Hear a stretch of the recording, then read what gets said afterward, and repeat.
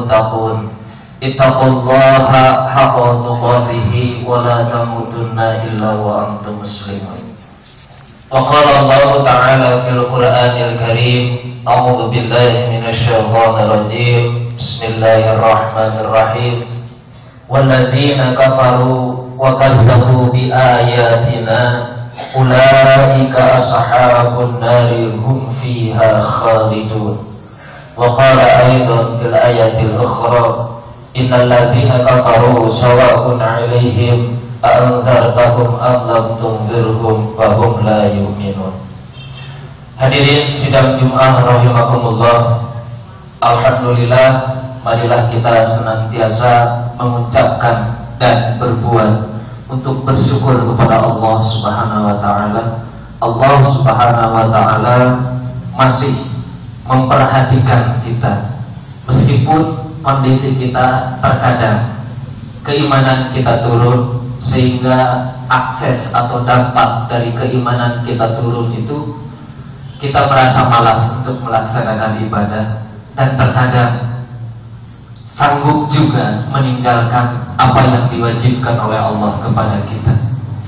Kemudian yang kedua, Allah Subhanahu wa taala juga memperhatikan kepada kita pada saat keimanan kita naik, sehingga dampak dari keimanan kita naik itu kita giat beribadah, bahkan khusyuk melaksanakan ibadah. Oleh sebab itu Allah Subhanahu wa taala di dalam surat Al-Baqarah menggarisbawahi ulaika ashabun nar, ada sekelompok manusia yang dicap oleh Allah ashabun nar, ahli calon penduduk neraka. Kalau berbicara shahid, maka itu sudah masuk ke dalam kategori memiliki hak. Ashabuna, manusia-manusia yang sudah dicap oleh Allah Subhanahu wa taala memiliki hak untuk masuk ke dalam neraka, itu ternyata ada dua dalam surat Al-Baqarah ini.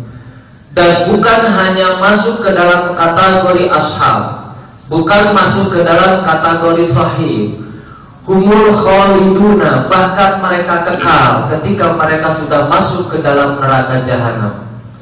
Dan ini sangat simpel sekali oleh Allah Subhanahu wa taala digambarkan walladzina kafaru, dan orang-orang yang senantiasa kufur kepada Allah Subhanahu wa taala.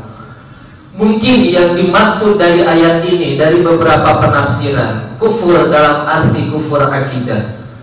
Yang pertama, dari konteks ayat ini, hati-hati kalau sudah menyentuh ke dalam wilayah akidah. Jangan sekali-kali mempermainkan akidah. Jangankan menyimpang dari akidah, merasa ragu di dalam akidah pun sudah masuk ke dalam kategori kekufuran. Kita ragu akan adanya Allah Subhanahu wa taala masuk ke dalam kategori kufur. Kita ragu bahwa Allah yang memberikan kepada kita rezeki itu pun sudah masuk ke dalam kategori kufur. Kita ragu bahwa Allah lah sumber keselamatan, itu pun masuk ke dalam kategori kufur.